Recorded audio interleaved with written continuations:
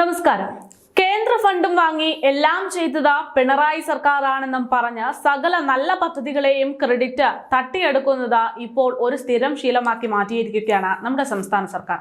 നോക്കിയാൽ കാണാത്ത അത്ര വലുപ്പത്തിൽ ഫ്ലെക്സ് അടിച്ച് അതിൽ നമ്മുടെ സർക്കാർ എന്നും പറഞ്ഞുകൊണ്ട് പദ്ധതിയുടെ കൂടെ മുഖ്യന്റെ ചിത്രം പതിപ്പിച്ചു കഴിഞ്ഞാൽ പിന്നെ ഈ വിഷയത്തിൽ കേന്ദ്രം എത്ര തുക നൽകി, കേന്ദ്രം എന്ത് നൽകി, കേരളം എന്ത് നൽകി എന്ന ബോധ്യമൊന്നും ജനങ്ങളിലേക്ക് എത്തില്ല എന്നുള്ള തോന്നലാകണം സർക്കാരിനെ കൊണ്ട് ഇത്തരത്തിലുള്ള വിക്രിയകൾ ചെയ്യിക്കുന്നത്. എന്നാൽ കണ്ണടച്ച് പാല് കുടിക്കും പോലെയാണ് ഇത്തരത്തിലുള്ള സർക്കാർ കെട്ടുന്ന ഓരോ വിഡ്ഢിവേഷങ്ങളും എന്ന് പറയാതിരിക്കാൻ വഴിയ. കാരണം എപ്പോഴും ഇത്തരത്തിൽ ക്രെഡിറ്റ് തട്ടിയെടുക്കാൻ ശ്രമിക്കുമ്പോൾ CPM-ന്റെ ഈ തന്ത്രങ്ങളൊക്കെ വ്യക്തമാക്കിക്കൊണ്ട് കേന്ദ്രം എത്ര ചെലവിട്ടു, കേരളം എത്ര ചെലവിട്ടു, ഈ പദ്ധതി യഥാർത്ഥത്തിൽ ആരുടേതാണ് എന്നതൊക്കെ വ്യക്തമാക്കുന്ന റിപ്പോർട്ടുകൾ പുറത്തു വരാറുണ്ട്.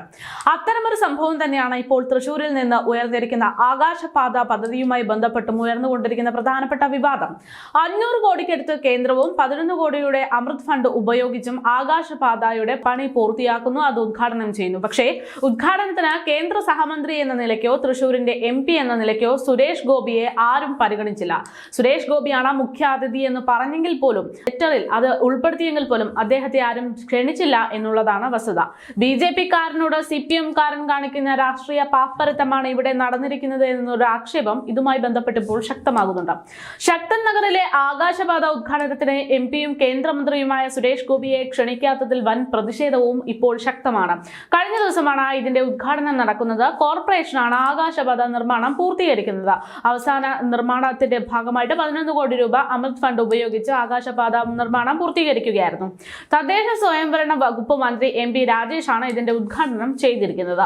സുരേഷ് ഗോപിയുടെ പേര് മുഖ്യാതിഥിയായി നോട്ടീസിൽ ഉൾപ്പെടുത്തിയെങ്കിൽ പോലും അദ്ദേഹത്തെ കോർപ്പറേഷൻ അധികൃതർ ക്ഷണിച്ചില്ല എന്നുള്ളതാണ് ഇതുമായി ബന്ധപ്പെട്ട് പരാതി ഉയർന്നത്. സംഭവത്തിൽ പ്രതിഷേധിച്ച BJP ഉദ്ഘാടന ചടങ്ങ് ബഹിഷ്കരിച്ചു.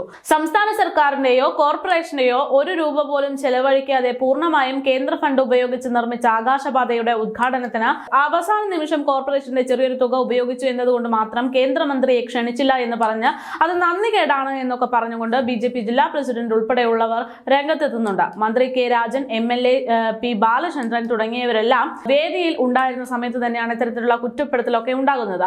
സുരേഷ് ഗോപിയെ ക്ഷണിച്ചിരുന്നുവെങ്കിൽ അദ്ദേഹം എത്തുമായിരുന്നുവെന്നും കോർപ്പറേഷൻ മനഃപൂർവ്വം MP-യും കേന്ദ്രമന്ത്രിയുമായ സുരേഷ് ഗോപിയെ അവഗണിക്കുകയാണ് ഉണ്ടായതെന്നുമാണ് BJP നേതൃത്വം വ്യക്തമാക്കുന്നത്. കഴിഞ്ഞ ദിവസം വൈകിട്ട് 6 മണിയോടെയാണ് ആകാശപാതയുടെ ഉദ്ഘാടനം നടക്കുന്നത്. ആകാശപാതയുടെ നിർമ്മാണം അനന്തമായി നീളുന്നതിൽ വ്യാപകമായ പ്രതിഷേധമടക്കം ഉയർന്ന സാഹചര്യത്തിലാണ് പെട്ടെന്ന് പണി പൂർത്തീകരിക്കുന്നത്. കേന്ദ്രത്തിൽ നിന്ന് ഫണ്ട് പൂർണ്ണമായും ലഭിച്ചിട്ടും നിർമ്മാണം പൂർത്തിയാക്കാൻ വർഷങ്ങളെടുത്ത ഒരു പദ്ധതിയാണ് ഇത്. ഇതിനിടെയാണ് ഉദ്ഘാടനത്തിൽ നിന്ന് കേന്ദ്ര സർക്കാരിന്റെ പ്രതിനിധിയായ മന്ത്രിയെ പോലും ഒഴിവാക്കിയിരിക്കുന്നത് എന്ന് ഇപ്പോൾ രാഷ്ട്രീയ കേരളത്തിൽ വലിയ ചർച്ചയായി മാറുകയാണ്.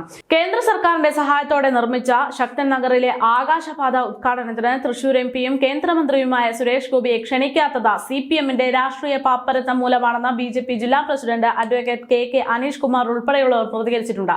കോർപ്പറേഷനാണ് ആകാശപാത നിർമ്മാണം പൂർത്തീകരിച്ചതെന്നത് സത്യം. കേന്ദ്ര സർക്കാരിന്റെ പ്രോട്ടോകോൾ പ്രകാരം സംസ്ഥാന മന്ത്രിയേക്കാൾ മുകളിലാണ് കേന്ദ്രമന്ത്രിയുടെ സ്ഥാനം.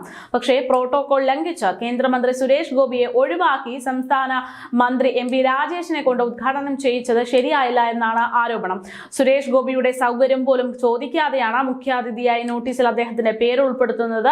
പക്ഷേ അത് ജനങ്ങളെ കബളിപ്പിക്കാനുള്ള ഒരു തന്ത്രം മാത്രമായിരുന്നു. പരിപാടിയിൽ സുരേഷ് ഗോപിക്ക് ക്ഷണം പോലും നൽകിയില്ല എന്നാണ് പറയുന്നത്. തൃശൂർ വികസനത്തിന് 500 കോടി രൂപ നൽകിയ കേന്ദ്ര സർക്കാരിനോടാണ് ഈ നന്ദികേട് കോർപ്പറേഷൻ കാണിച്ചിരിക്കുന്നതെന്നും ഇതിനു പിന്നാലെ BJP പ്രവർത്തകർ പറഞ്ഞു.